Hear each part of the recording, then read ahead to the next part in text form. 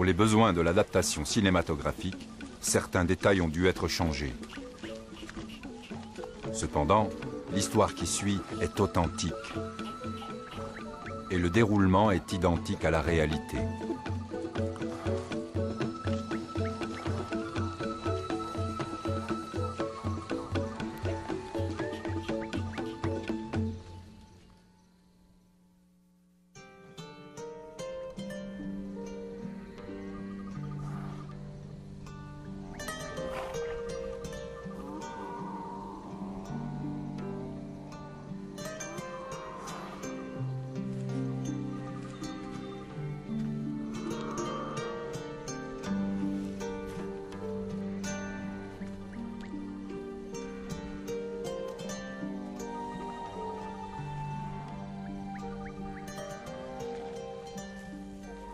Je fais partie du peuple Fulani, et en accord avec nos coutumes, quand j'étais encore un gamin, j'étais le premier à me lever le matin, car j'étais le plus jeune. J'allais ramasser du bois, je faisais un feu pour le troupeau, car la fumée éloignait les mouches qui n'arrêtaient pas d'ennuyer les animaux. Après, j'allais dire bonjour à mes parents. Ensuite, je prenais une calebasse séchée et j'allais traire les vaches. Quand j'avais fini, je devais relâcher les veaux pour qu'ils retrouvent leur mère. Après, j'assemblais le troupeau et je l'emmenais paître. Selon nos coutumes, c'est le devoir d'un fils de faire paître le troupeau. Sinon, ce fils est considéré comme inutile. C'était donc mon devoir.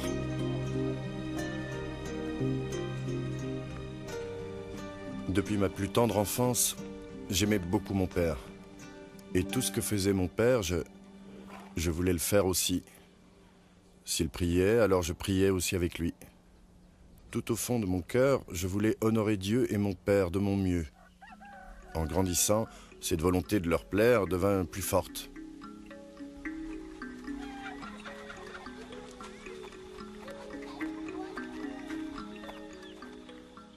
Père, je suis béni d'avoir un père comme toi. Tu m'as donné tout ce qu'un fils peut attendre de son père. Mais j'ai quand même une grande faveur à te demander, si tu as la patience de m'écouter. Dis-moi de quelle faveur il s'agit. Eh bien, est-ce que tu me permets de continuer mes études?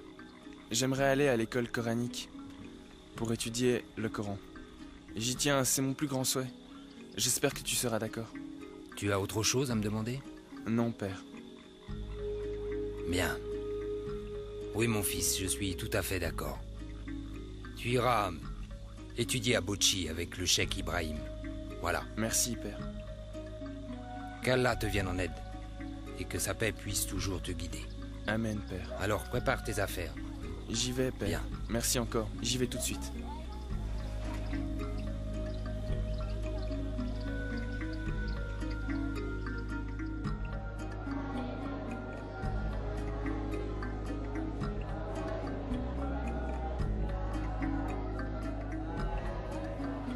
J'ai passé 3 ans à Bochi pour étudier le Coran dans la maison du cheikh. Je n'étais pas le seul étudiant. Nous étions nombreux. Nous avons appris les principes de base de la religion islamique et ses applications dans la vie quotidienne.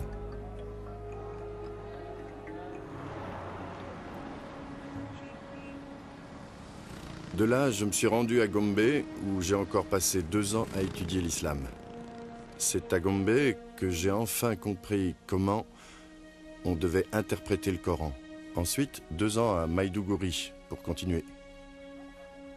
Quand je suis finalement arrivé à Zaria, je lisais et écrivais l'arabe. Je suis resté 1 année à Zaria où j'ai fait des études approfondies sur l'islam.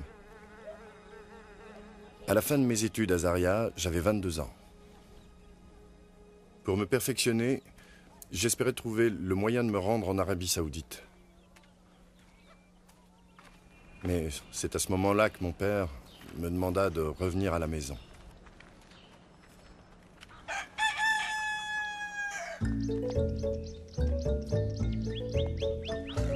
Mon père trouvait que c'était mieux que je reste au village, pendant que nous cherchions les moyens pour m'envoyer étudier en Arabie Saoudite.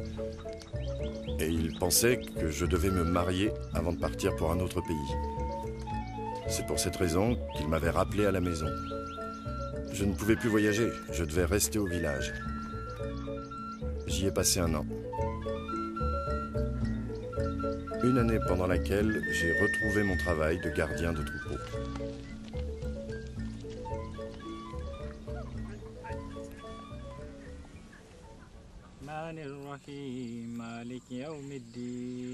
Je suis aussi devenu le chef spirituel et le professeur de notre village. Un soir, en rentrant des pâturages, nous avons récité nos prières du soir. Ensuite, nous nous sommes installés pour dîner. Pendant la conversation, mon père a dit qu'il était ennuyé que je ne sois pas marié. Mais moi, je trouvais qu'il valait mieux que je finisse mes études en Arabie Saoudite avant de me marier. Tu as réfléchi à ce que vont devenir tes femmes? Qu'est-ce que nous allons faire d'elles? Mais père, tu sais bien que je ne suis pas encore marié. Hélas, je le sais. Mais c'est la volonté d'Allah qu'un homme prenne des épouses. Oui, c'est la volonté d'Allah. Alors marie-toi si tu sais que c'est sa volonté. Non, père. Je veux réellement connaître mieux Allah. Je le souhaite plus que tout. J'apprécie ta détermination. Et je comprends ce que tu ressens. Oui, mais ta mère trouve que l'Arabie Saoudite, c'est bien loin. Et elle a peur que si tu pars, nous courions le risque que tu ne reviennes plus jamais.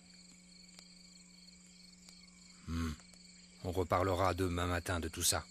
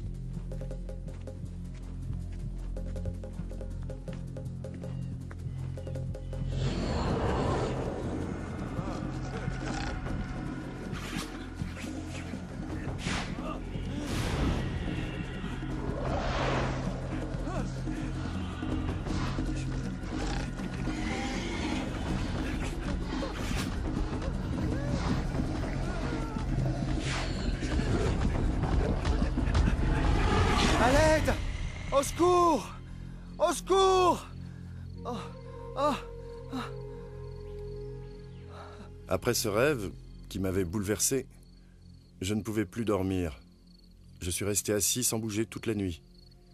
D'abord, je voulais en parler à mon père, et puis je me suis dit qu'il valait mieux ne pas lui en parler. Ce matin-là, je n'ai rien fait. J'ai pris un peu de repos.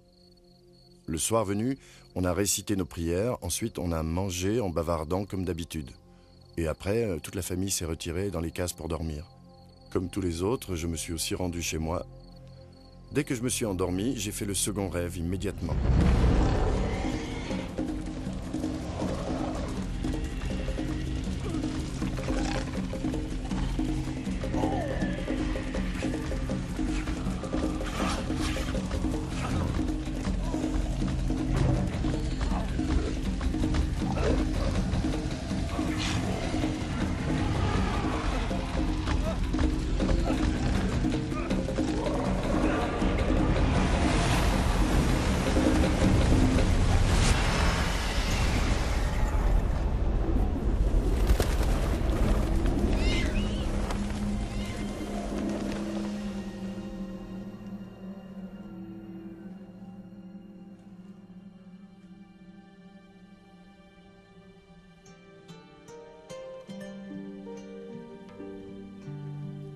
Mon fils, que fais-tu ici? Je n'en sais rien. Veux-tu que je te ramène chez toi?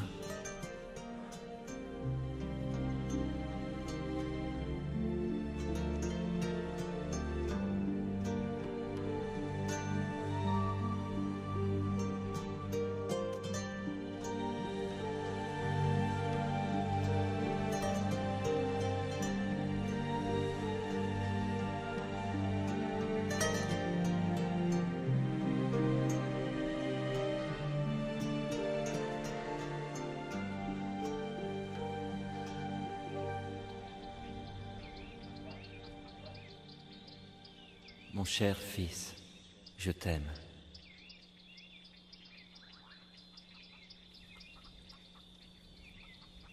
Ce second rêve ne m'a pas effrayé.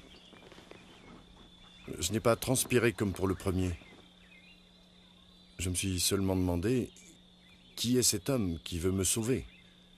Qui est cet homme qui essaie de m'expliquer des choses? Et immédiatement, je suis sorti de ma case en me disant qu'il fallait que j'en parle à mon père. Je lui ai raconté mon rêve. Sa réaction fut instantanée. On va chez le sorcier. On va te préparer.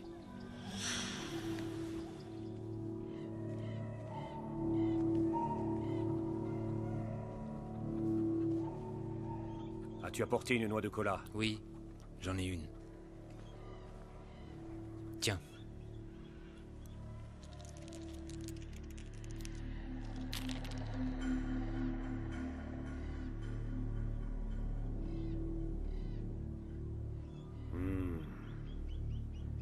Parle-moi. Parle-moi. Parle-moi.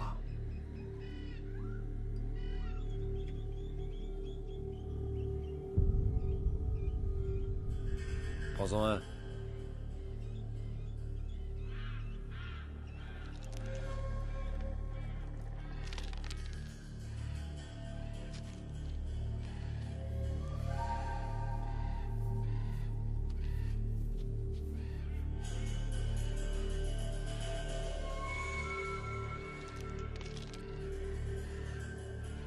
Le père, ton fils est entre les mains de sorcières. Oui. Elles auraient pu le tuer en 2 jours. Heureusement que tu es venu. Avec ces sorcières, je vais passer un marché.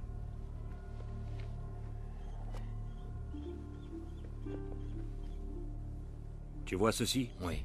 Passe-le sur sa tête, Oui. avant qu'il aille dormir. Bien. Quant à celui-là, il faut le moudre et l'utiliser comme de l'encens le soir dans sa case. Si Dieu le veut, ce rêve disparaîtra et ne reviendra jamais. Ce rêve, il ne le fera plus jamais? Non, il ne reviendra jamais. Jamais. Parfait. C'est fini. Bien. C'est déjà fait? Oui, oui, C'est fait. Merci. ce n'est rien. Je suis très reconnaissant. Au revoir. Merci encore. Yalunda. Yalunda.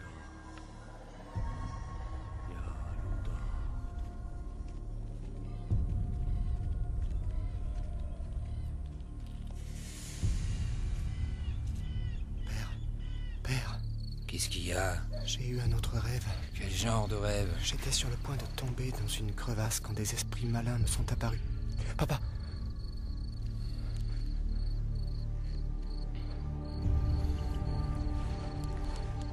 L'un d'entre eux avait des crocs et de longues griffes.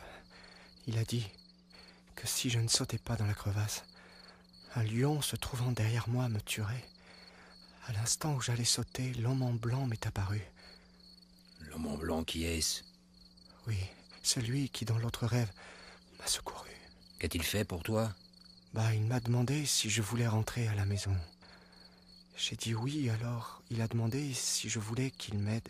J'ai encore dit oui, alors il a refermé la crevasse d'un simple geste et m'a ramené.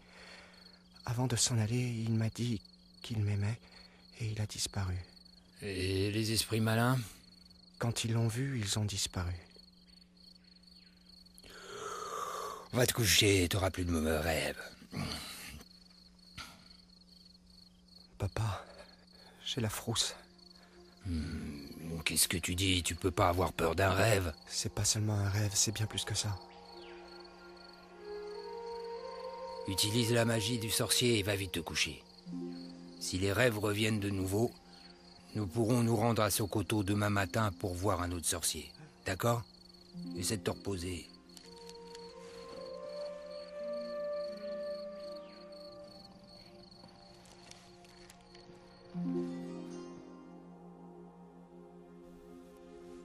La nuit suivante, j'ai fait un autre rêve, et les 6 nuits qui suivirent aussi. Dans tous ces rêves, l'homme qui portait des tuniques d'un blanc étincelant venait à mon secours et me sauvait chaque fois des mauvais esprits. J'étais en sécurité avec lui. Je sentais qu'il me protégeait. À la fin de chacun des rêves, il répétait toujours la même chose, sans varier. « Je t'aime, mon fils. Je t'aime, mon fils. Je t'aime, mon fils. Je t'aime. » J'ai commencé alors à comprendre que l'homme qui était dans mes rêves était le prophète qui, dans le Coran, est connu sous le nom de prophète Isa, et que les chrétiens appellent Jésus, le Messie. Après cela, j'ai eu le dernier rêve. En fait, c'était le 7e rêve.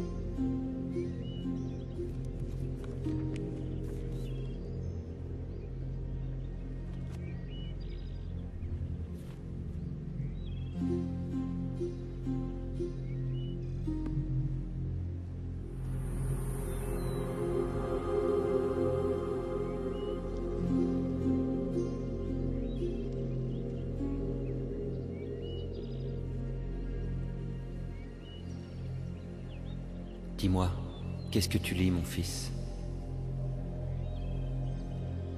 Un livre que je ne comprends pas. Tu as besoin que je t'aide à le comprendre? Oui, si vous voulez.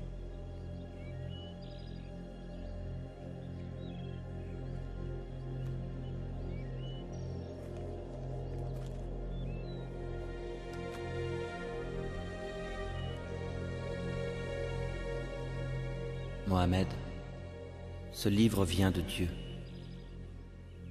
Il contient sa parole. Tous les versets ont été inspirés par Dieu lui-même. Venez à moi, vous qui êtes fatigués et chargés, et je vous donnerai du repos. Prenez mon joug sur vous et recevez mes instructions, car je suis doux et humble de cœur, et vous trouverez du repos pour vos âmes. Car mon joug est aisé et mon fardeau léger.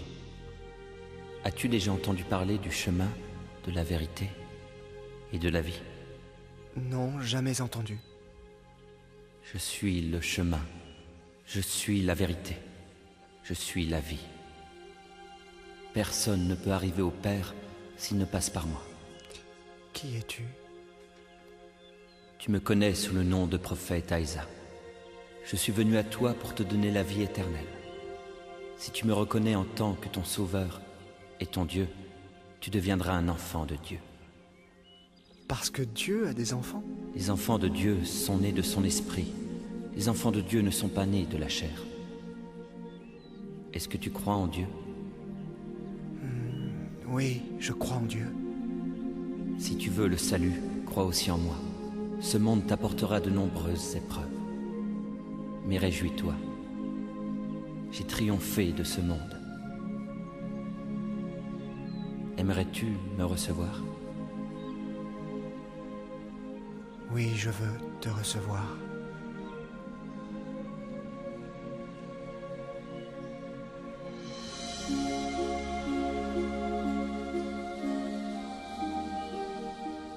Très tôt ce matin-là, quand je me suis réveillé, j'ai eu l'idée de rendre visite à un chrétien du village voisin, qui s'appelait Jonathan. Je voulais partager mes réflexions avec lui, parce que c'était un brave homme, et je sentais que je pouvais lui faire confiance. Je lui ai raconté mes rêves.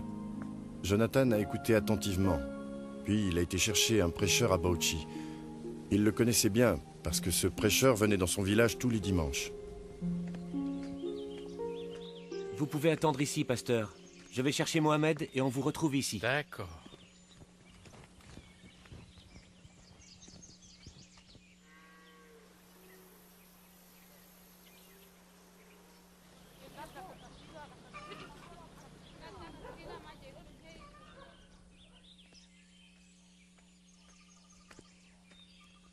Voilà, Tu es de pasteur. retour? C'est bien. Et Mohamed? Il est là. Ah, c'est lui. Oui, je vous présente Mohamed. Bonjour. Pasteur? Approche, sois le bienvenu. Merci, pasteur. Mohamed, Pasteur? tu me parais bien brave. Ton ami Jonathan m'a parlé des rêves que tu fais. J'aimerais que tu me racontes ces rêves toi-même, en détail. C'est vrai, pasteur. Dernièrement, j'ai fait plusieurs rêves qui me font peur. Des personnes habillées en noir m'ont tourmenté dans ces rêves. Elles voulaient me tuer. J'ai craint pour ma vie.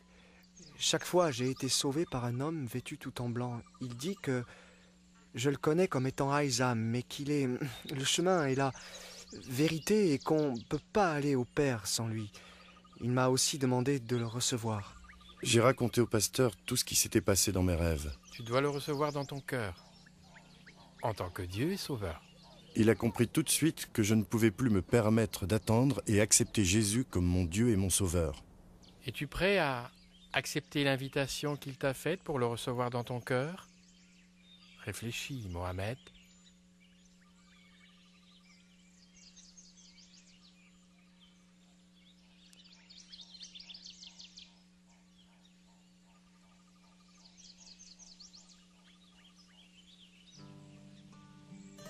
Très bien. Alors si tu le veux, je vais te guider. Tu verras que Jésus deviendra source de paix en toi. Répète après moi. Moi, Mohamed, Moi, Mohamed, accepte Jésus accepte Jésus comme Dieu et Sauveur. comme Dieu et Il Sauveur. va me montrer Il m'a fait le dire chemin une et simple la voie. prière et je me suis repenti de mes péchés. Amen. Amen. J'ai reçu Jésus. Je suis Et il est certain devenu que mon la sauveur paix et mon qu'il t'a Dieu. donnée maintenant est à toi. Dès que j'ai ouvert les yeux, j'ai ressenti une joie et une paix comme jamais auparavant. J'étais heureux et mon cœur plus léger parce que je n'avais plus peur. Mon angoisse avait disparu. Je n'avais plus que joie et paix au fond de mon cœur. Et j'ai senti l'Esprit de Dieu qui me poussait vers mon père et ma mère pour que je leur révèle que j'avais obtenu la grâce de Dieu dans ma vie. Non, mais je dois rêver. Mon fils est devenu un chrétien.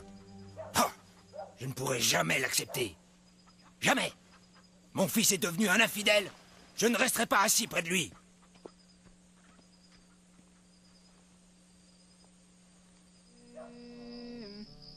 الله أكبر الله سمع الله لمن حمده ربنا الله أكبر الله. Quelques jours après, mon père m'a demandé ce qui m'arrivait, parce qu'il avait remarqué que je lisais la Bible et que je n'allais plus à la mosquée. Il était très en colère contre moi.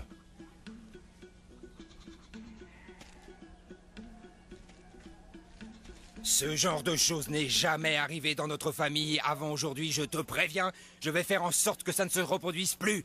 Alors je te donne seulement 2 options. Ou tu renonces à Jésus, ou tu quittes ma maison sans tarder, à tout jamais. Tu es mon père. Tu sais que je t'aime et que j'ai du respect pour toi.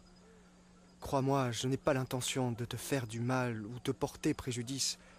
Il faut cependant que je te dise que je vais continuer dans la voie que je crois juste et que je continuerai à vivre en chrétien jusqu'à ce que Jésus vienne me montrer où aller. Quand mon père se rendit compte qu'il ne pourrait pas me convaincre de renier ma foi, il incita toute la famille à me traiter comme un paria, Mohamed, jusqu'au jour où... sors de cette case, viens ici.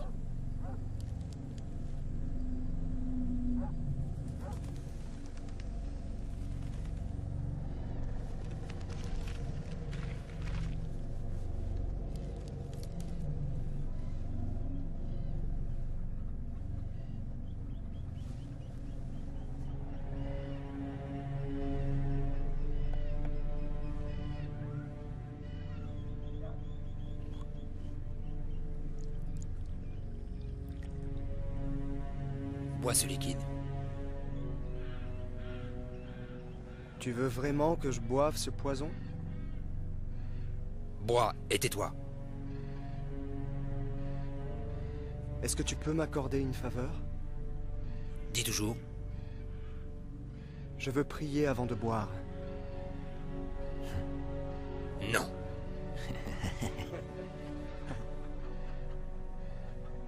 et puis j'en ai rien à faire. Si tu veux prier, prie, mais après, je veux que tu boives. Entends-moi, Jésus. C'est à cause de toi que je dois boire ce poison. Je mets ma vie entre tes mains.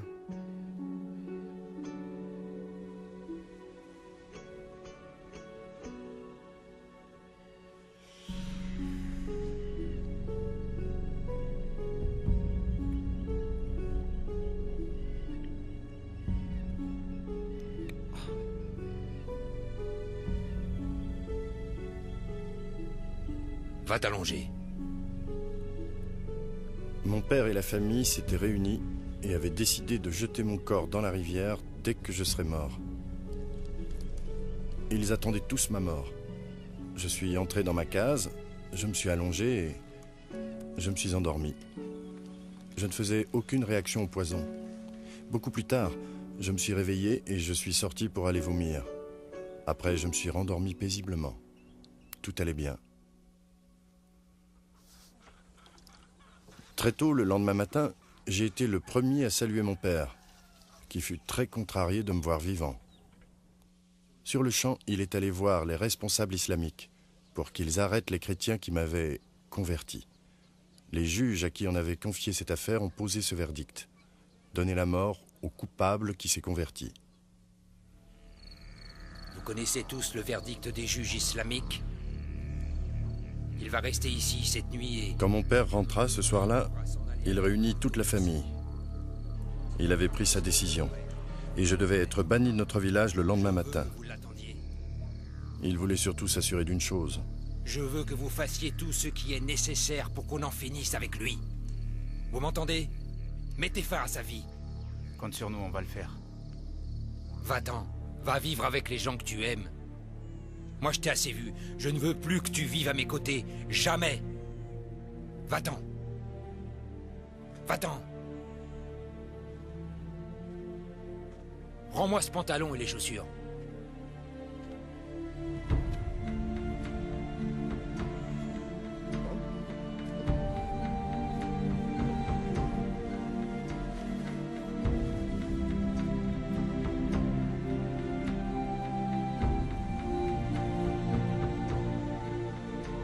Fiche le camp.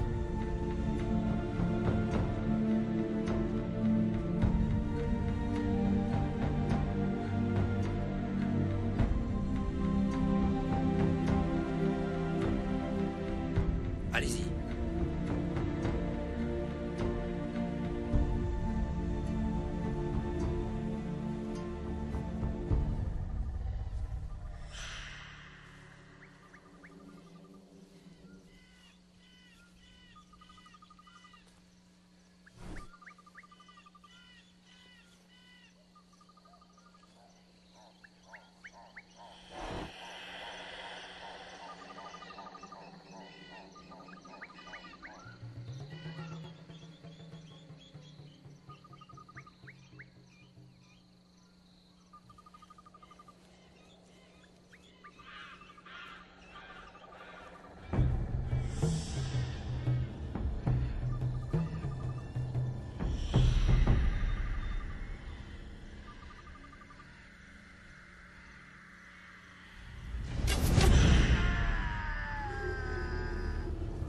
Je me suis écroulé au sol en gémissant. J'avais été transpercé par une flèche au niveau de la hanche. La douleur était vraiment insupportable. Au point que j'en étais presque inconscient, je ne voyais plus rien. Cependant, mon esprit continuait de fonctionner et me disait qu'il fallait enlever cette flèche. Elle devait être empoisonnée, donc si je l'enlevais pas tout de suite, elle finirait par me tuer. Je savais ce que je devais faire, il me fallait juste le courage. Je ne pouvais pas me relever. J'ai tiré sur la flèche et j'ai réussi à la sortir de ma hanche. Mais à ce moment-là, l'hémorragie a commencé. Mais Dieu m'a envoyé un homme du village de Jonathan. Il chassait et se trouvait là par hasard. Cet homme connaissait mon histoire. Il savait que j'avais des ennuis avec mon père et toute la famille. Il m'a aidé à me rendre jusqu'à la piste. Il y passait des voitures assez souvent. Il m'a emmené et attendu au bord de la piste jusqu'à ce qu'une camionnette arrive. D'un geste, il l'a fait arrêter et j'ai été emmené dans une clinique.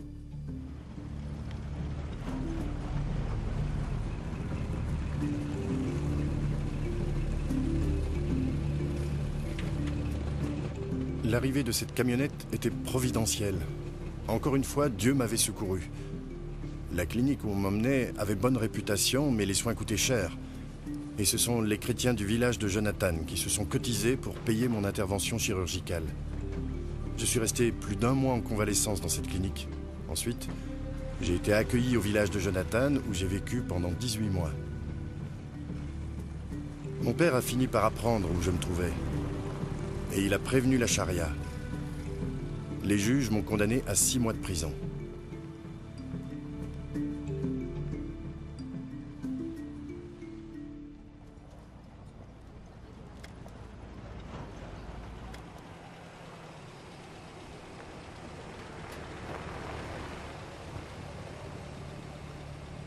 Après 6 mois de détention, j'ai été relâché et escorté dans le village de mon père par la police.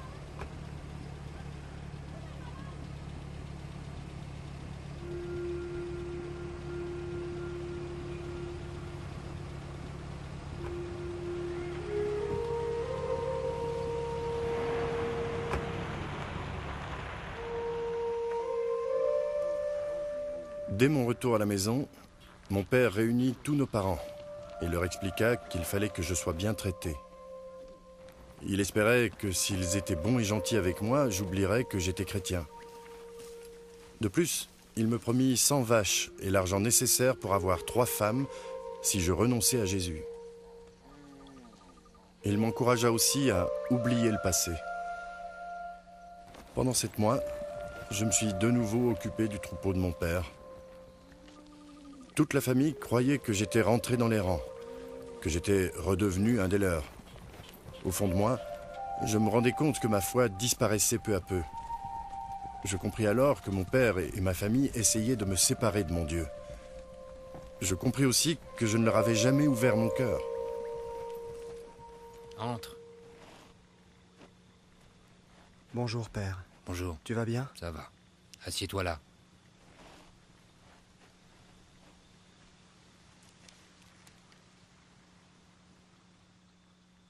Je voudrais te parler de ta fiancée, mon garçon.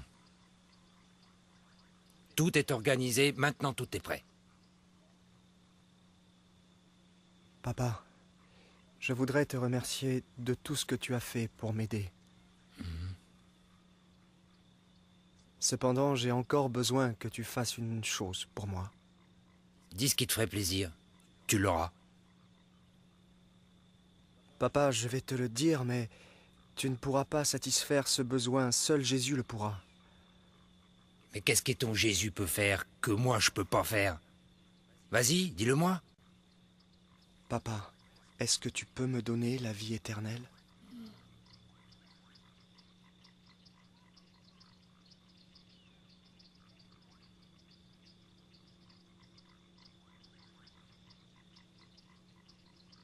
Non. Je peux pas te donner la vie éternelle. Papa, comme tu ne peux pas me donner la vie éternelle, eh bien je reste avec Jésus parce que lui va me la donner.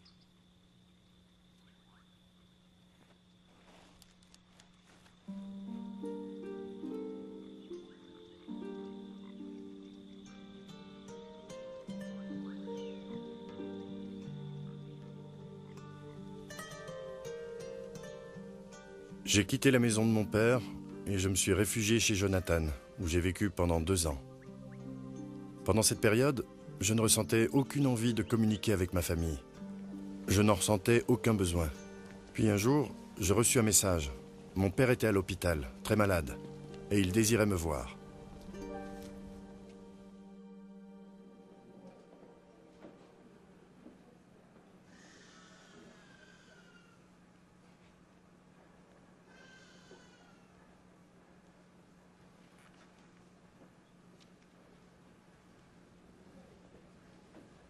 Père, Mon fils. tu voulais que je vienne te voir? Je te demande pardon, mon fils. Te pardonner, papa? J'ai bien des torts envers toi. Par ignorance, j'ai mal agi. et tu ne m'as pas jugé. Papa, sache que je t'ai pardonné depuis longtemps. Que veux-tu dire, mon fils? Je n'ai jamais demandé que tu me pardonnes. Oui, c'est vrai, mais la Bible nous enseigne le pardon. Tu comprends?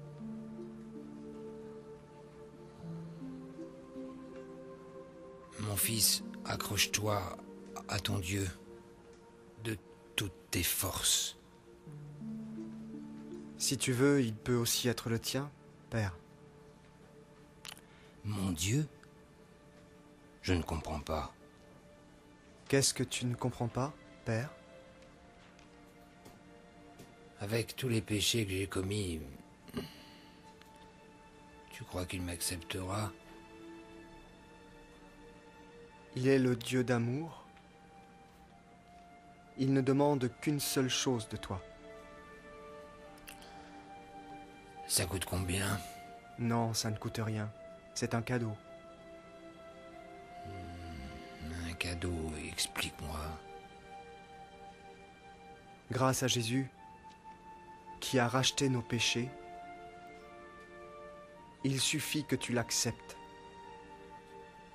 comme ton sauveur et tu auras la vie éternelle.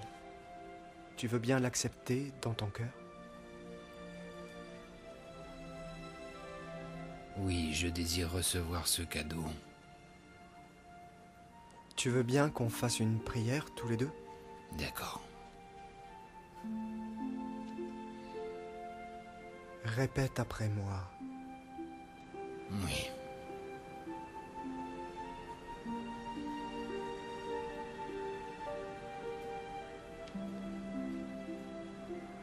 Jésus, je viens devant toi. Oui, Jésus, je viens devant toi. Afin que tu pardonnes tous mes péchés, et je veux... Afin que tu pardonnes tous mes péchés, et je veux... Que tu deviennes mon Seigneur et mon Sauveur. Que tu deviennes mon Seigneur et mon Sauveur. Amen. Amen.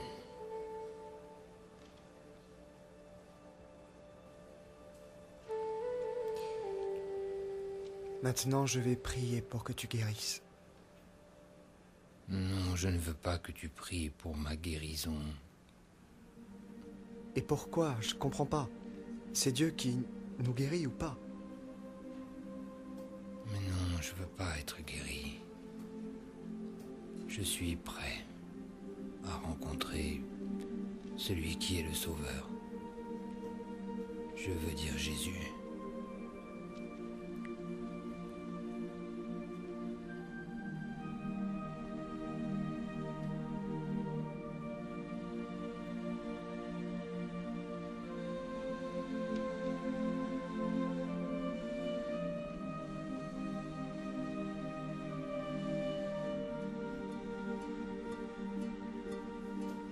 Mon père est mort 3 heures après avoir prié avec moi. Il s'est éteint dans la paix et dans la joie. Parce qu'il savait où il allait et qui il voulait connaître. L'espoir de rencontrer Jésus le fit passer de vie à trépas sans anxiété. Notre réconciliation effaça toutes les douleurs et les peines que nous avions connues. Dieu les fit disparaître. Et toi, mon ami, où en es-tu? Es-tu prêt à recevoir le pardon de tes péchés? Dieu est un Dieu de réconfort et d'espoir, un Dieu fidèle, un Dieu de justice et de vérité. Dieu est le chemin, la vérité et la vie, et c'est par lui que l'on reçoit la vie éternelle. Prépare-toi à le recevoir dans ton cœur. Laisse-le devenir ton Seigneur et ton Sauveur. Es-tu prêt, mon ami, dès aujourd'hui, à te repentir et à le recevoir comme ton Seigneur et Sauveur? Lui, il est prêt et il t'attend. Adresse-toi à lui maintenant. Il prendra soin de tous tes besoins. Il te rendra victorieux dans ta vie.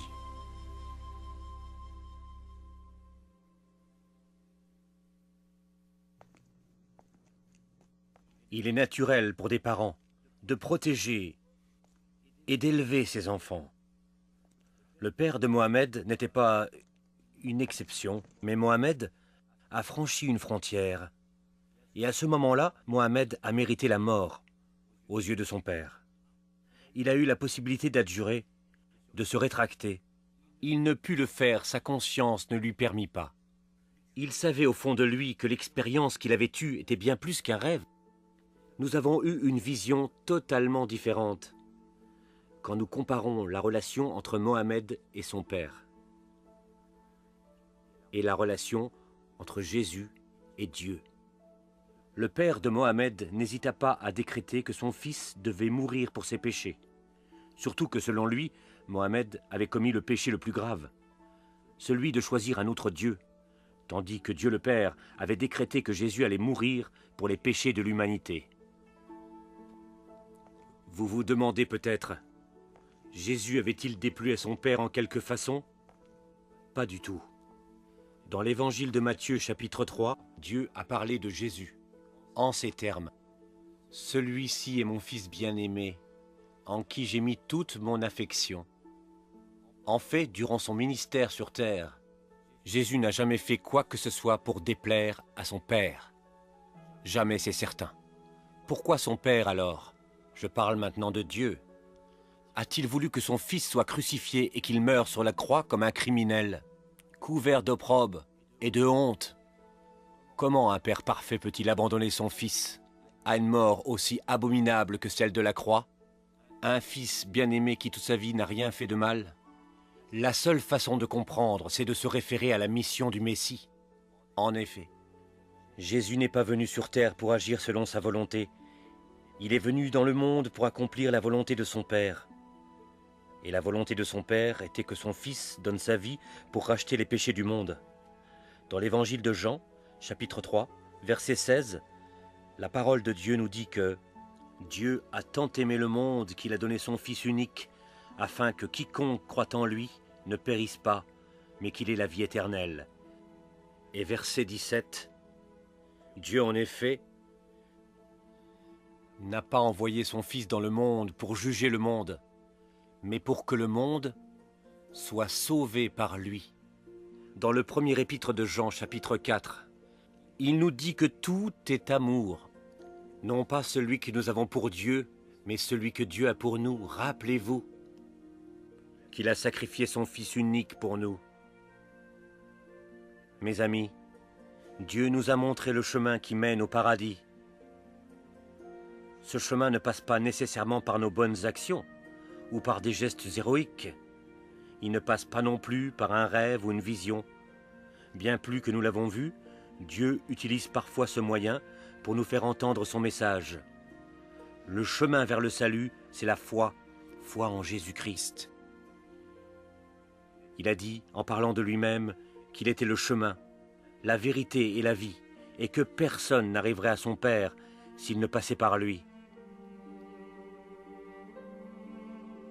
Est-ce que vous avez le désir de plaire à Dieu? Voulez-vous l'assurance d'aller au ciel? Si c'est vraiment ce que vous désirez, alors sachez que c'est aussi ce que Dieu veut pour vous. Prions Dieu tous ensemble maintenant, afin de demander pardon de nos péchés à Dieu et la vie éternelle. Dieu de bonté et d'amour, je suis un pécheur.